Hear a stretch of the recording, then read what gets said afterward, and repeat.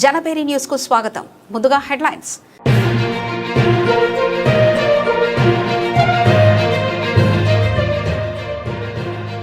Operation Sindoor కు ఏడాది. Operation పై ప్రత్యేక వీడియో విడుదల చేసిన భారత సైన్యం.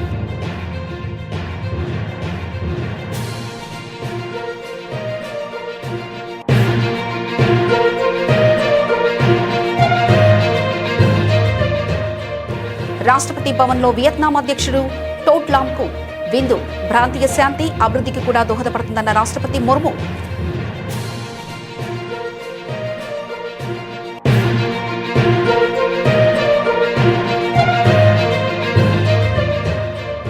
తమిళనాట ఉత్కంఠ. గవర్నర్తో మరోసారి విజయపేటి బల నిరూపణకు సిద్ధం.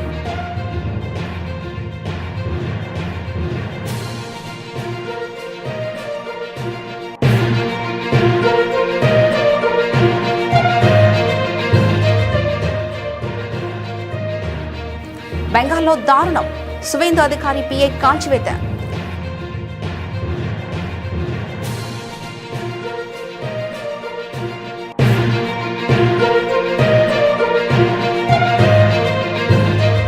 కేంద్ర మంత్రితో ముఖ్యమంత్రి రేవంత్ రెడ్డి భేటీ. మెట్రో 2వ దశకు అవసరమైన అనుమతులు మంజూరు చేయాలని విజ్ఞప్తి.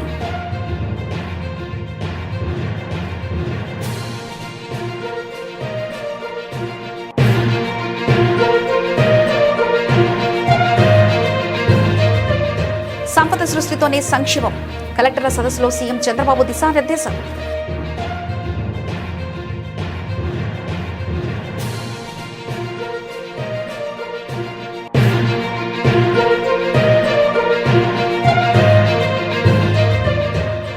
మార్కెట్ యార్డులు కొనుగోలు కేంద్రాలకు వచ్చి తిరిగి రైతుల సమస్యలు పరిష్కారం చేయండి. మంత్రి ఉత్తమ్ కుమార్ రెడ్డికి మాజీ మంత్రి హరీష్ రావు సూచన.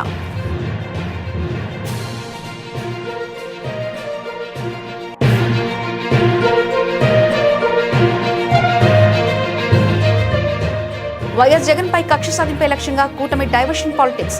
ప్రభుత్వంపై రాచమల్లి శివప్రసాద్ రెడ్డి ఫైర్.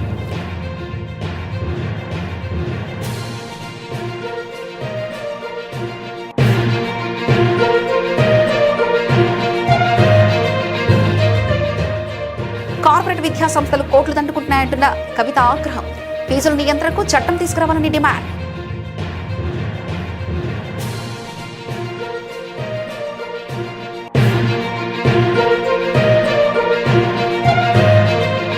అనంతలో ఇసుక దందాలు. క్రికెట్ బెట్టింగ్లు యథేచ్ఛగా నడుస్తున్నా పోలీసులు చర్యలే తీసుకోవడం లేదు. తీవ్ర ఆరోపణలు చేసిన మాజీ ఎమ్మెల్యే తోపుదుర్తి ప్రకాష్ రెడ్డి.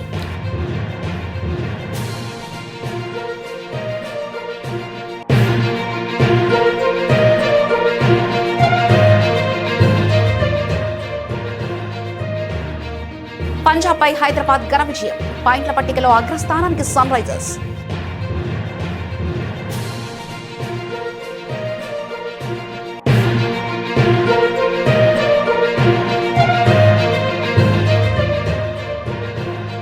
లాభాల నష్టాలతో దోబూచలాటలు. స్వల్ప లాభాల్లో దేశీయ సూచీలు.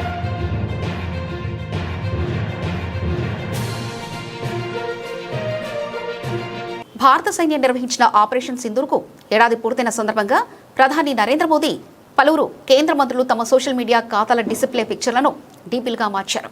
గురువారం ప్రధాని మోదీ తన ఎక్స్ ఖాతా ప్రొఫైల్ చిత్రాన్ని ఆపరేషన్ జ్ఞాపకార్థం రూపొందించిన చిత్రంతో మార్చగా ఆయనను అనుసరిస్తూ కేంద్ర మంత్రులు ఎస్ జయశంకర్, నిర్మలా సీతారామన్, పీయూష్ గోయల్ కూడా తమ డీపీలుగా మార్చారు. గత ఏడాది ఇదే రోజున 6/7/2025న పాక్ ఆక్రమిత కశ్మీర్ పీఓకే పాకిస్తాన్లోని ఉగ్రవాద స్థావరాలపై భారత సాయుధ బలగాలు ఆపరేషన్ సింధూర్ పేరుతో నిర్ణయాత్మక సైనిక చర్య చేపట్టాయి. 2025 ఏప్రిల్ 22న పహల్గామ్లో పాక్ ప్రేరేపిత ఉగ్రవాదులు జరిపిన దాడికి ప్రతీకారంగా ఈ ఆపరేషన్ జరిగింది. ఆ దాడిలో 26 మంది అమాయకులు ప్రాణాలు కోల్పోయారు. లష్కరే తోయిబా అనుబంధ సంస్థ అయిన ది రెసిస్టెన్స్ ఫ్రంట్ ఈ దాడికి బాధ్యత తీసుకుంది. ఆపరేషన్ మొదటి వార్షికోత్సవాన్ని పురస్కరించుకొని ఇది జాతీయ సంకల్పానికి చిహ్నమని భారత సైన్యం పేర్కొంది. ఈ సందర్భంగా ఒక ప్రత్యేక వీడియోను కూడా విడుదల చేసింది. పహల్గాం దాడికి పాల్పడిన ప్రతి ఉగ్రవాదిని, వారిని నడిపించే వారిని భారత్ గుర్తించి శిక్షిస్తుందని ప్రధాని మోదీ గతంలో చేసిన హెచ్చరికను ఈ వీడియోలో పొందుపరిచారు. IANS కథనం ప్రకారం ఈ ఆపరేషన్ ద్వారా ఉగ్రవాదంపై తమది జీరో టాలరెన్స్ విధానమని భారత్ మరోసారి ప్రపంచానికి స్పష్టం చేసింది. రాష్ట్రపతి ద్రౌపది ముర్ము రాష్ట్రపతి భవన్లో వియత్నాం అధ్యక్షుడు టో లామ్ కు స్వాగతం పలికి గౌరవార్థం విందిచ్చారు. భారత్ వియత్నాం సంబంధాలను విస్తృత సమగ్ర వ్యూహాత్మక భాగస్వామ్యం స్థాయికి పెంచడం వల్ల ద్వైపాక్షిక సహకారానికి కొత్త ఊపునివ్వడంతో పాటు ప్రాంతీయ శాంతి అభివృద్ధికి కూడా దోహదపడుతుందని రాష్ట్రపతి తెలిపారు. తమిళనాడు రాజకీయాల్లో ఉత్కంఠభరితంగా మారాయి. గత నెల జరిగిన అసెంబ్లీ ఎన్నికల్లో అతిపెద్ద పార్టీగా అవతరించినప్పటికీ ప్రభుత్వం ఏర్పాటుకు అవసరమైన పూర్తి మెజార్టీపై నెలకొన్న సందిగ్ధత నడుమ నటుడు విజయ్ తన ప్రయత్నాలను ముమ్మరం చేశారు. తన తమిళగా వెట్రికలగ టీవీకే పార్టీకి సంఖ్యాబలం ఉందని నిరూపించుకునేందుకు ఆయన గురువారం ఉదయం గవర్నర్ ఆర్వి అర్లేకర్తో మరోసారి సమావేశమయ్యారు. సభలో తన బలాన్ని నిరూపించుకోవడానికి సిద్ధంగా ఉన్నానని ఈ మేరకు గవర్నర్కు స్పష్టం చేసినట్లు తెలుస్తుంది. బుధవారం గవర్నర్తో జరిపిన తొలి భేటీ విఫలమైన సంగతి తెలిసిందే. విజయ్ నేతృత్వంలోని కూటమికి పూర్తిస్థాయి మెజార్టీపై గవర్నర్ సందేహాలు వ్యక్తం చేయడంతో ముఖ్యమంత్రిగా విజయ్ ప్రమాణ స్వీకారం వాయిదా పడింది. ఈ నేపథ్యంలో ప్రభుత్వ ఏర్పాటుకు అవసరమైన మ్యాజిక్ ఫిగర్ 118కు మరో 5 సీట్లు అవసరం కావడంతో మద్దతు కూడగట్లే పనిలో టీవీకే నిమగ్నమైంది. కాంగ్రెస్ పార్టీకి చెందిన 5 సీట్లతో కలిపి కూటమి బలం ప్రస్తుతం 113గా ఉంది. ఈ క్రమంలో చిన్న పార్టీల మద్దతును కూడగట్టడంపై విజయ్ దృష్టి సారించారు. డీఎంకే మిత్రపక్షమైన వీసీకేకు 2, వామపక్షాలైన సిపిఐ, సిపిఎంలకు కలిపి 4 సీట్లున్నాయి. ఈ పార్టీలతో టీవీకే సంప్రదింపులు జరుపుతుంది. వీరి మద్దతు లభించి కాంగ్రెస్ తన వైఖరికి కట్టుబడి ఉంటే కూటమి బలం 119కి చేరుకుంటుంది. ఇది మెజార్టీ మార్కు కంటే 1 ఎక్కువ. అప్పుడు ప్రభుత్వ ఏర్పాటుకు విజయ్ను గవర్నర్ ఆహ్వానించే అవకాశం ఉంది. వామపక్షాలు తమ నిర్ణయాన్ని ఈరోజు సాయంత్రం వెల్లడించనున్నాయి.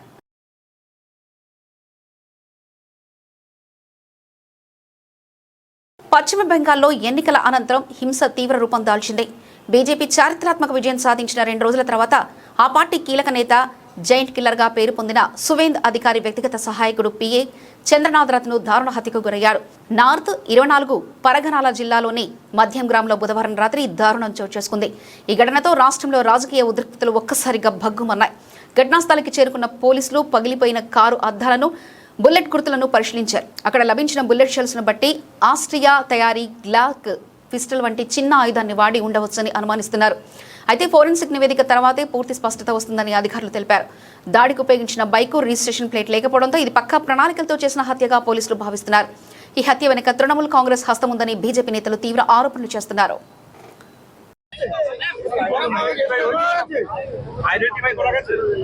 We are checking CCTV footage. Please, I don't want to say anything for the sake of investigation right now. Let us keep the. Please help us in keeping the traffic clear. ये जो brutally murder हुआ है, ये pre planned murder है. ये हम लोग का बात नहीं है, पुलिस का डीजीपी का बात है. 2-3 दिन रेकी करके full pre planned murder. Police ने इन्वेस्टिगेशन चालू किया. स्टेट का सीनियर पुलिस ऑफिसर लोग आया. हम लोग बहुत पेनफुल हार्ट में ये जो मर्मांतिक हादसा हुआ, इसका निंदा करने का कोई भाषा हम लोग का पास नहीं है. दिल्ली से हमारी गृहमंत्री से लेकर राष्ट्रीय अध्यक्ष से लेकर संतोष जी से लेकर सब ने जानकारी लिया है. केंद्रीय मंत्री डॉक्टर सुकांत मजूमदार, उन्होंने 4 घंटे तक पूरा जो इंसिडेंट हुआ फैमिली के साथ, पुलिस के साथ बात किया है. पार्टी की ओर से ऑनरेबल एमपी पार्टी का जीएस ज्योतिर्मय सिंह महातो जी और कम से कम 20 चुने हुए विधायक सब अपने अपने क्षेत्र छोड़कर ये जो हुआ है इसके लिए परिवार का साथ और हमारी वर्कर का साथ रहने के लिए आया है. हम लोग इंतजार करेगा. पुलिस ने कुछ ना कुछ क्लू को मिला है, पुलिस ही कार्रवाई करेगा. डीजीपी देख रहा है. हमारे आईपीएस हमारी लीडर भारती गिस जी ने पुलिस का जो इन्वेस्टिगेशन और आवश्यकता है वो उसको बारे में जानकारी इकट्ठा करेगा. बंगाल की जनता भी सुरक्षित नहीं है. ऐसी घटना हुआ है कि बंगाल के 15 साल का महाजंगल राज का एक उपबल का नतीजा है. बीजेपी सरकार जब पिकअप कर लेगा एडमिनिस्ट्रेशन, तब धीरे धीरे गुंडा को सफाई करने का काम शुरू हो जाएगा. తెలంగాణ రాష్ట్ర ముఖ్యమంత్రి రేవంత్ రెడ్డి కేంద్ర మంత్రి మనోహర్ లాల్ ఖట్టర్తో సమావేశమయ్యారు. ఇరువురు నేతలు సుమారు అర్ధగంట పాటు సమావేశమై వివిధ అంశాలపై చర్చించారు. ఈ సందర్భంగా మెట్రో 2వ దశకు అవసరమైన అనుమతులు మంజూరు చేయాలని కేంద్ర మంత్రిని ముఖ్యమంత్రి కోరారు. హైదరాబాద్ మెట్రో రైలును రాష్ట్ర ప్రభుత్వం ఆధీనంలోకి తీసుకోనున్నట్లు కేంద్ర మంత్రి దృష్టికి తీసుకెళ్లారు. మెట్రో 2వ దశ డీపీఆర్ను వెంటనే ఆమోదించాలని కోరారు. శంషాబాద్ విమానాశ్రయం, ఫ్యూచర్ సిటీ కారిడార్ను ఫేజ్ 3 కింద చేపట్టాలని ముఖ్యమంత్రి కోరారు. సీఎం చంద్రబాబు నాయుడు నేతృత్వంలోని 7వ కలెక్టరేట్ల కాన్ఫరెన్స్ లో గురువారం సచివాలయంలో ప్రారంభమైంది. రాష్ట్ర పాలనలో కీలకమైన ఈ సమావేశంలో ప్రభుత్వ ప్రధాన కార్యదర్శి సాయిప్రసాద్, మంత్రులు, జిల్లాల కలెక్టర్లు, వివిధ శాఖల ఉన్నతాధికారులు పాల్గొన్నారు. సదస్సు ప్రారంభంలో business reformer of the year award దక్కించుకున్నందుకు ముఖ్యమంత్రికి మంత్రులు, అధికారులు స్టాండింగ్ ఓవేషన్తో ఘనంగా అభినందనలు తెలిపారు. ఇది తన ఒక్కడి విజయం కాదని, గ్రామస్థాయి అధికారి నుంచి మంత్రుల వరకు అందరి సమిష్టి కృషి ఫలితమని సీఎం పేర్కొన్నారు. ప్రస్తుతం తమ ప్రభుత్వం అభివృద్ధిని పరుగులు పెట్టిస్తుందని, ప్రజల జీవన ప్రమాణాలు పెంచేలా పాలన సాగిస్తుందని ఆయన అన్నారు. సంక్షేమం, అభివృద్ధి, సంపద సృష్టి అనేవి ఒకదానికొకటి ముడిపడిన చక్రం లాంటివి. అభివృద్ధి లేకుండా సంపద రాదు, సంపద లేకుండా సంక్షేమం సాధ్యం కాదు. డబ్బులు లేవని కూర్చోవడం కాదు, సంపదను సృష్టించే పని చేయాలి, చేద్దామని అధికారులకు పిలుపునిచ్చారు. ప్రజాప్రతినిధులు, అధికారులు సమన్వయంతో పనిచేసినప్పుడే ప్రభుత్వం విజయవంతమవుతుందని స్పష్టం చేశారు. ఈరోజు విశాఖపట్నం ఐటీ హబ్గా తయారైంది. ఒక పాలసీ ఎట్లా ప్లే చేస్తుందంటే 99 పైసలు ఎకరా ల్యాండ్. మనకు ఉద్యోగాలు కావాలి. ఉద్యోగాలు కావాలంటే ఎక్కడో ఒక ఫ్లాగ్షిప్ ప్రోగ్రామ్ ఇవ్వాలి. ఆ 99 పైసలు is a game changer. Visakhapatnam రూపురేఖలు మార్చగలిగారు. విశాఖపట్నం ఎప్పటి నుంచో ఉంది. ఏదైతే ఈ పాలసీ మనం తీసుకున్నాం, దానివల్ల ఈరోజు విశాఖపట్నంలో ఒక నాలెడ్జ్ ఎకానమీకి చిరునామాగా తయారయ్యే పరిస్థితి వచ్చింది. తిరుమల సహా చాలా మంచిగా వడ్లు కొంటున్నాం, ఎవరికీ ఇబ్బంది లేదని మంత్రి ఉత్తమ్ కుమార్ రెడ్డి చెప్పారని బీఆర్ఎస్ సీనియర్ నేత మాజీ మంత్రి హరీష్ రావు అన్నారు. కానీ వాస్తవానికి మంత్రి వ్యాఖ్యలకు భిన్నంగా పరిస్థితి ఉందని హరీష్ రావు తెలిపారు. చౌటుప్పల్లో రైతుల మధ్య నిలబడి మాట్లాడుతున్నానంటూ నెల రోజులైనా వడ్లు కొనడం లేదని ఇక్కడ రైతులే చెప్తున్నారని మంత్రిని నిలదీశారు. ఎక్కడో కూర్చొని మాట్లాడడం కాదు, మార్కెట్ యార్డులు, కొనుగోలు కేంద్రాలకు వచ్చి తిరిగి రైతుల సమస్యలు పరిష్కారం చేయాలని మాజీ మంత్రి హితవు పలికారు. మాటలు మాట్లాడింది ఉత్తమ్ కుమార్ రెడ్డి. అయ్యా ఉత్తమ్ కుమార్ రెడ్డి, నేను ఎక్కడి నుంచో మాట్లాడతలేను, హైదరాబాద్ లో ఏసీ రూమ్ లో కూర్చొని నీ లెక్క మాట్లాడతలేను. నీ జిల్లాలో చౌటుప్పల్ మార్కెట్ లో రైతుల మధ్య రైతులను పక్కన పెట్టుకొని మాట్లాడుతున్నా. ఇగో ఈ అమ్మ ధనమ్మ, ఈ చెల్లె నిర్మల. ధనమ్మ మార్కెట్ కు వడ్లు తెచ్చి 20 రోజులైంది. నిర్మల గారు మార్కెట్ కు వడ్లు తెచ్చి దాదాపు 24 రోజులైతా ఉంది. 24 రోజులైనా వడ్లు కొనే దిక్కు లేదు. 30 తారీఖు నాడు మాయిశ్చర్ చూసిండ్రు, ఇవాళటికి కూడా కాంటా అయితలేదు. మాయిశ్చర్ పాస్ అయినాక కూడా 8 రోజులైనా కాంటా పెట్టే దిక్కు లేదు. అంటే రైతులు 20 రోజుల నుంచి 30 రోజులు మార్కెట్ లో పడిగాపులు కాస్తా ఉన్నారు. 44 డిగ్రీల ఎండకు మాడిపోతా ఉన్నారు, పిట్టల్లాగా రాలిపోతా ఉన్నారు. నీ ప్రభుత్వం యొక్క చేతగాంతనం వల్ల ఇలా రైతులు చాలా కష్టాలు పడుతున్నటువంటి పరిస్థితి వచ్చింది. అంటే వడ్లమ్ముకోవడానికి నెల రోజులు పడిగాపులు కాస్తే తప్ప వడ్లమ్ముకునే పరిస్థితి లేదు.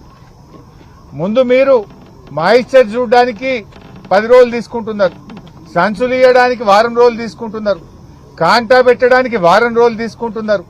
కాంటా పెట్టినాక మిల్లుల దించడానికి ఇంకో వారం రోజులు పడుతుంది. ఆ మిల్లు దగ్గరికి పోయిన తర్వాత కూడా మీకు తాలుందని చెప్పి మిల్లులు 8 సంచులు, 4 సంచులు, 5 సంచులు లారీకి కటింగ్ పెడుతున్నారు. ఈడ తరుగు తీస్తున్నారు, ఆడ మిల్లులలో కోత పెడుతున్నారు. అంటే ఏం జరుగుతా ఉంది?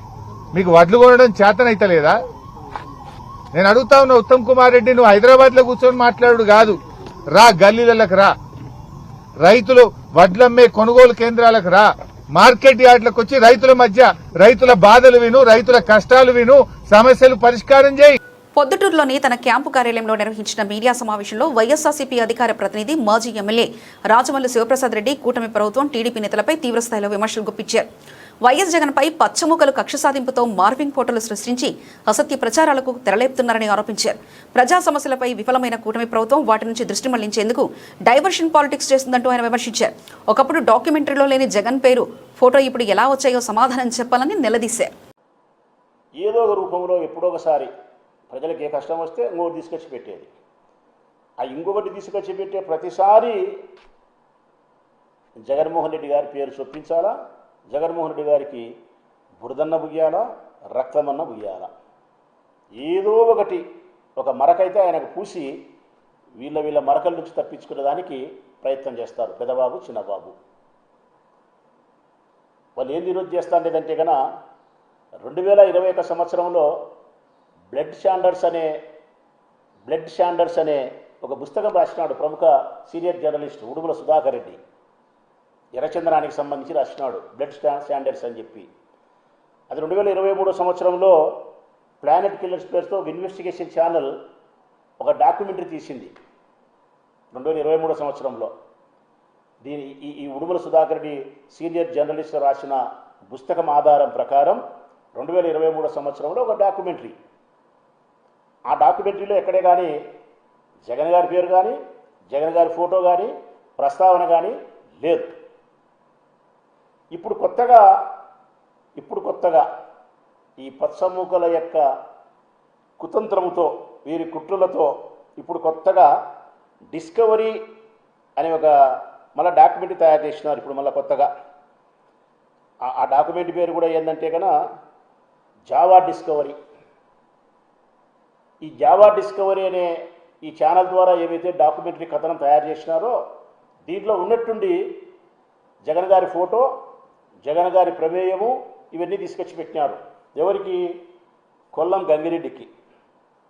గంగిరెడ్డి ఎర్రచందనం స్మగ్లర్ ఎవరైతే ఉన్నారో కొల్లం గంగిరెడ్డి, ఆయనకు జగన్మోహన్ రెడ్డి గారికి కనెక్షన్ కుదురుస్తూ వేరే ఫోటోలు తీసుకొచ్చి మార్ఫింగ్ చేసి ఈ కథనంలో ఈ డాక్యుమెంట్లో పెట్టి ఇప్పుడు మళ్ళీ ఒక స్టేట్మెంట్. పెద్ద ఎర్రచందనం స్మగ్లర్, అంతర్జాతీయ స్థాయిలో స్మగ్లింగ్ గ్యాంగులతో సంబంధం ఉండేవాడు మహేష్ నాయుడు. ఈనాడు అరెస్ట్ చేసి 2014లో అరెస్ట్ చేసినారు. 1 సంవత్సరం రోజులు కడప జైల్లో పెట్టినారు, పీడీ యాక్ట్ పెట్టి. చాలా కేసులలో ముద్దాయి ఆయన. ఈయన ప్రముఖ తెలుగుదేశం పార్టీ. విద్యారంగంలో పెరుగుతున్న ఫీజుల దోపిడీపై తెలంగాణ రక్షణ సేన అధ్యక్షురాలు కల్వకుంట్ల కవిత తీవ్ర ఆగ్రహం వ్యక్తం చేశారు.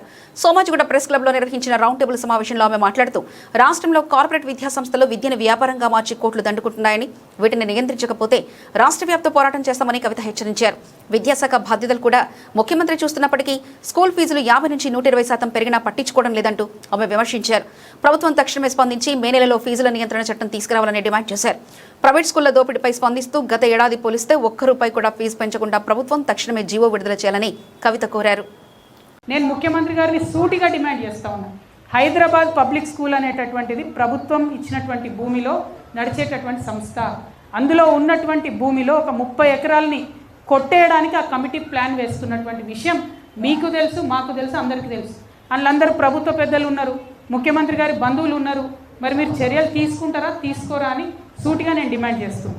ఇంకా దారుణం ఏంటంటే ఆ హైదరాబాద్ పబ్లిక్ స్కూల్లో ఒకటే అధికారి ఉన్నది. ఆమె 14 సంవత్సరాల నుంచి ఒకటే పోస్ట్లో ఉన్నది.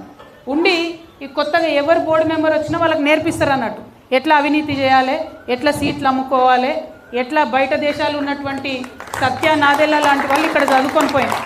సత్య Nadella is alumni of Hyderabad public school. So ఇప్పుడు ఏంది, ఆయన వచ్చి ఇక్కడ డొనేషన్ ఇచ్చిపోయింది మొన్న. ఆ డొనేషన్ లెక్కలు ఏమైపోయినాయి అంటే తెలియదు, ఎవరు చెప్పరు. అనేక మంది హెచ్పిఎస్ అల్యూమిని డొనేషన్స్ ఇస్తే నో అకౌంటబిలిటీ, జీరో అకౌంటబిలిటీ. గొప్ప గొప్ప వాళ్ళందరూ, ముఖ్యమంత్రి గారు చుట్టాలందరూ ఆ కమిటీ నిండి ఉన్నారు. విద్యాశాఖ మంత్రి మన కర్మగాలి ముఖ్యమంత్రి గారే ఉన్నారు. కాబట్టి నేను వారిని డిమాండ్ చేస్తున్నా, you should please immediately review what is happening in HPS మీద రివ్యూ చేయాలి. హైదరాబాద్ పబ్లికేషన్ మీద ఖచ్చితంగా పబ్లిక్ స్కూల్ మీద ఒక స్టాండ్ తీసుకోవాలని నేను డిమాండ్ చేస్తున్నాను. అంటే ఎందుకంత స్ట్రెస్ చేసి నేను హెచ్పిఎస్ మీద చెప్తున్నా అంటే ఈసారి 120% ఫీజు హైక్ చేసి 120%. పోయిన సంవత్సరం 93,000 కట్టినటువంటి పేరెంట్స్ ఈసారి 2,08,000 రూపాయలు కట్టాలి. కానీ ప్రభుత్వం నిమ్మకు నీరెత్తినట్టుగా ఉన్నది. అది ప్రభుత్వ స్కూల్, ప్రభుత్వ భూమితో నడిచేటటువంటి స్కూల్, ప్రభుత్వానికి అకౌంటబుల్గా అక్కడనే 120% పెరిగితే ముఖ్యమంత్రి గారు పట్టించుకోకపోతే ఇక ఏ నారాయణ స్కూలోడో, ఏ చైతన్య స్కూలోడో, ఇంకో స్కూలోడో పెంచిన ఫీజు మీద మీరు ఏం పట్టించుకుంటారు? మీరు వాళ్ళని ఎట్లా ప్రశ్న వేస్తారనే విషయాన్ని ముఖ్యమంత్రి గారు నేను అడుగుతున్నాను. హనీ ట్రాప్ అనే ఒక జుగుప్సాకరమైన విధానాన్ని అనంతపూర్లో చూశామని మాజీ ఎమ్మెల్యే తోపుదుర్తి ప్రకాష్ రెడ్డి సంచలన వ్యాఖ్యలు చేశారు. టీడీపీ కూటమికి చెందిన ఈ హనీ ట్రాప్ ముఠాల మధ్య జరిగిన గొడవలో ఒకరికి సంబంధించిన సాక్ష్యాలు ఒకరు బయటపెట్టుకున్నారని అన్నారు. అనంతలో ఇసుక దందాలు, క్రికెట్ బెట్టింగ్లు, మట్కాలు, దొంగతనాలు యథేచ్ఛగా నడుస్తున్న పోలీసులు వాటిపై చర్యలు తీసుకోవడం లేదని విమర్శించారు. మనం మన అనంతపురం జిల్లాలో చూస్తున్నాము. అనంతపురం జిల్లా గౌరవ ప్రతిష్టలకు భంగం వాటిల్లేటువంటి కార్యక్రమంగా భావిస్తున్నాము. ఈ హనీ ట్రాప్ కేసుకు సంబంధించి విచారణ ముగిసిందనేసి ఎస్పీ గారు నిన్న ప్రకటించారు. ప్రకటిస్తూ ఎవరైనా దీని మీద స్పెక్యులేషన్స్ అంటే గాలివార్తలు ప్రచారం చేస్తే చట్టపరమైన చర్యలు తీసుకుంటామని కూడా మాట్లాడినారు. ఈ హనీ ట్రాప్లో 2 ముఠాలు ఉన్నాయి, ఒకటి టీడీపీ ఒకటి బీజేపీ. మల్లీశ్వరి అనుకుంటా, మల్లీశ్వరి అనే ఆమె బీజేపీ, రంగమ్మ టీడీపీ. సో ఈ 2 ముఠాల మధ్య వచ్చిన గొడవలో, అంటే బీజేపీ టీడీపీల మధ్య వచ్చిన గొడవలో భాగంగానే ఒకరికి సంబంధించిన ఎవిడెన్స్లు ఇంకొకరు బయటికి మీడియాకు పోలీసులకు అందజేసుకున్నారు. వారు కొట్లాడుకుంటే తప్ప ఇది వెలికిరా అనేటువంటి వాస్తవం. అనంతపురం జిల్లాలో ఇసుక దందా నడుస్తూ ఉంది. పోలీసులకు తెలియంది కాదు, కంప్లైంట్లు వచ్చినా మీరు చేసింది ఏం లేదు. క్రికెట్ బెట్టింగ్ నడుస్తూ ఉంది, కంప్లైంట్లు వచ్చినా మీరు చేసింది ఏంది లేదు. మటకా నడుస్తూ ఉంది, మీకు తెలియకుండా జరగడం లేదు, నడుస్తుంది, అందరికీ తెలుసు.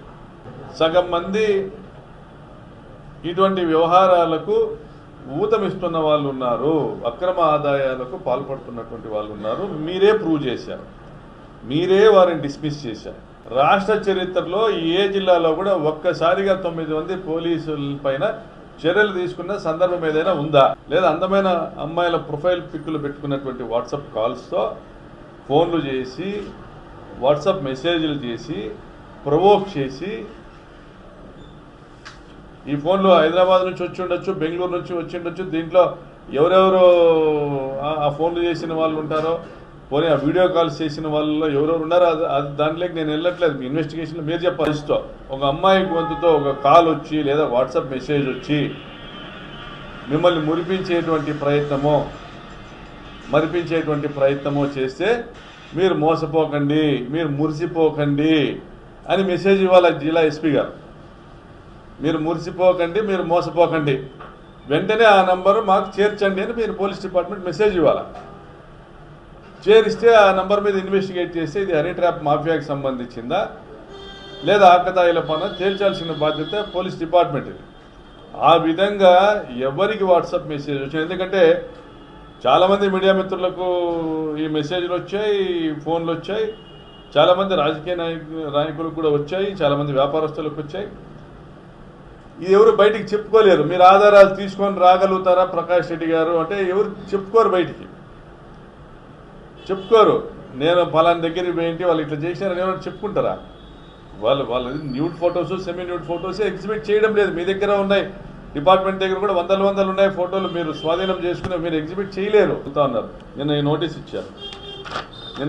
ఇచ్చారు, మీ దగ్గర ఉన్నటువంటి సమాచారం మొత్తం మాకు ఇవ్వండి, సహకరించండి. ఆల్రౌండ్ షోతో అదరగొట్టిన సన్ రైజర్స్ హైదరాబాద్ టాప్నకు దూసుకెళ్లింది. క్లాసెన్ 43 బంతుల్లో 3 ఫ్లోర్లు 4 సిక్స్లతో 69.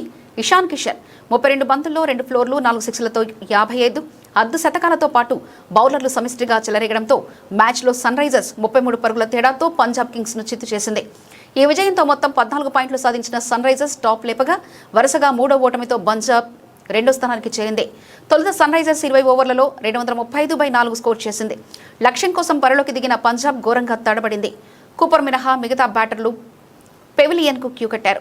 ఓపెనర్లు ఫ్రియాన్స్ ఆర్యా 1, ప్రభు సిమ్రాన్ సింగ్ 3తో పాటు కెప్టెన్ శ్రేయాస్ అయ్యర్ 5 సింగిల్ డిజిట్లకే వెనుదిరగడంతో పంజాబ్ 23/3తో పీకల్లోతు కష్టాలు పడింది. చివరి ఓవర్లో యాన్సెన్కు షివాంగ్ అవుట్ చేసిన కూపర్ 6తో శతకం పూర్తి చేసుకున్నాడు. టాస్ ఓడి బ్యాటింగ్కు దిగిన సన్ రైజర్స్కు ఓపెనర్లు అభిషేక్ శర్మ 35, ట్రావిస్ హెడ్ 38, తొలి వికెట్కు 54 పరుగులతో అదిరే ఆరంభాన్నిచ్చారు. వన్డౌన్లో వచ్చిన కిషన్ కూడా బ్యాట్ జిల్పించడంతో పవర్ ప్లేను హైదరాబాద్ 79/1తో ముగించింది. వీరిద్దరు 32 బంతుల్లో 63 పరుగులు జోడించడంతో సన్ రైజర్స్ స్కోర్ 230కి దాటింది. కానీ ఆఖరి బంతికి క్లాసెన్ను వైశాఖ్ అవుట్ చేశాడు. నితీష్ కుమార్ 29 నాటౌట్ రాణించాడు. కమిన్స్ ప్లేయర్ ఆఫ్ ద మ్యాచ్గా నిలిచాడు.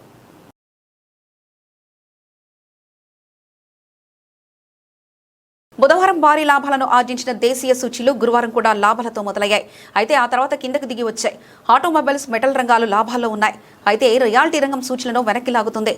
అంతర్జాతీయ భౌగోళిక రాజకీయాల నేపథ్యంలో మదుపర్లు అప్రమత్తంగా వ్యవహరిస్తున్నారు. ఈ నేపథ్యంలో సూచీలు లాభ నష్టాలతో దోబూచులాడుతున్నాయి. ప్రస్తుతం స్వల్ప లాభాల్లో కొనసాగుతున్నాయి. ప్రస్తుతం డాలర్తో రూపాయి మారకం విలువ 94.79గా ఉంది. గత సెషన్ ముగింపు 77,959తో పోల్చుకుంటే గురువారం ఉదయం దాదాపు 350 పాయింట్ల లాభంతో 78,339 వద్ద మొదలైన సెన్సెక్స్ ఆ తర్వాత కిందకు దిగి వచ్చింది. ఆరంభ లాభాలను కోల్పోయింది. ఉదయం 10 గంటల సమయంలో సెన్సెక్స్ 106 పాయింట్ల లాభంతో 78,065 వద్ద కొనసాగుతుంది. మరోవైపు నిఫ్టీ కూడా సెన్సెక్స్ బాటలోనే సాగుతుంది. ప్రస్తుతం 39 పాయింట్ల లాభంతో 24,370 వద్ద కదలాడుతుంది. సెన్సెక్స్ నిఫ్టీలో Paytm, Polycab, CG Power, Shree Cements, Hitachi Energy మొదలైన షేర్లు లాభాల్లో ఉన్నాయి. Godrej Consumers, KPIT Tech, PB Fintech, KEI Industries, Blue Star మొదలైన షేర్లు నష్టాల బాటలో సాగుతున్నాయి. నిఫ్టీ మిడ్ క్యాప్ ఇండెక్స్ 162 పాయింట్ల లాభంతో ఉంది. బ్యాంక్ నిఫ్టీ 63 పాయింట్ల లాభంతో ఉంది.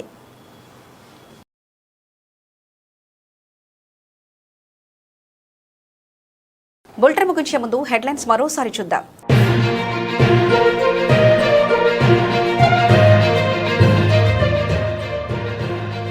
ఆపరేషన్ సింధూర్కు ఏడాది. ఆపరేషన్పై ప్రత్యేక వీడియో విడుదల చేసిన భారత సైన్యం.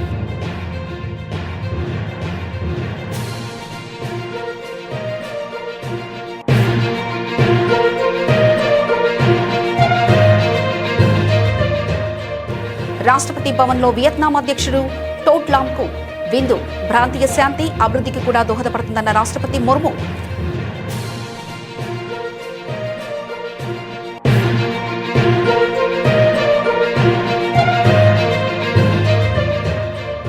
తమిళనాట ఉత్కంఠ. గవర్నర్తో మరోసారి విజయపేటి బల నిరూపణకు సిద్ధం.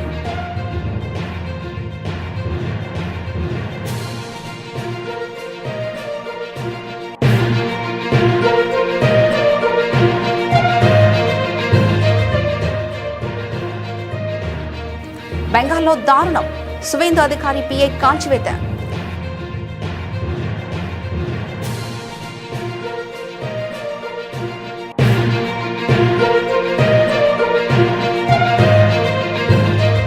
కేంద్ర మంత్రితో ముఖ్యమంత్రి రేవంత్ రెడ్డి భేటీ. మెట్రో 2వ దశకు అవసరమైన అనుమతులు మంజూరు చేయాలని విజ్ఞప్తి.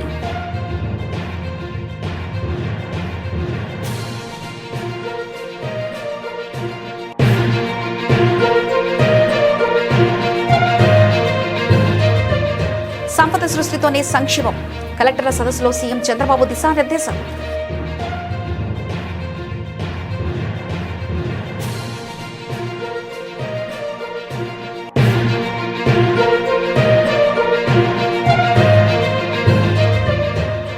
మార్కెట్ యార్డులు, కొనుగోలు కేంద్రాలకు వచ్చి తిరిగి రైతుల సమస్యలు పరిష్కారం చేయండి. మంత్రి ఉత్తమ్ కుమార్ రెడ్డికి మాజీ మంత్రి హరీష్ రావు సూచన.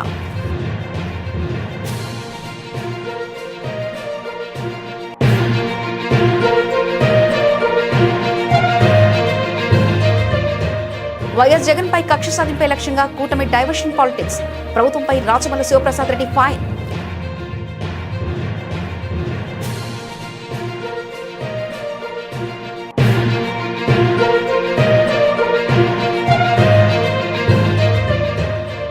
కార్పొరేట్ విద్యా సంస్థలు కోట్లు దండుకుంటున్నాయంటున్న కవిత ఆగ్రహం. ఫీజుల నియంత్రణకు చట్టం తీసుకురావాలని డిమాండ్.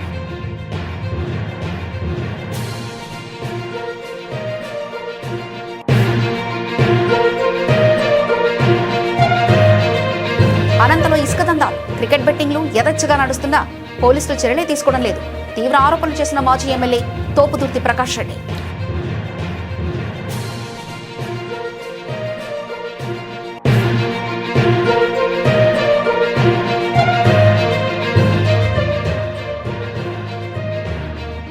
పంజాబ్ పై హైదరాబాద్ ఘన విజయం. పాయింట్ల పట్టికలో అగ్రస్థానానికి సన్ రైజర్స్.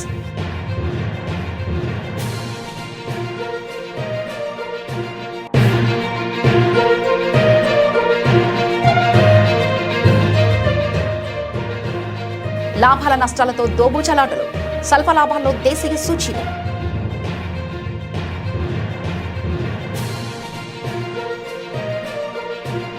ఇవి ఇప్పటివరకున్న అప్డేట్స్. మరో బులెటిన్లో మళ్ళీ కలుసుకుందాం. అంతవరకు సెలవు. నమస్కారం.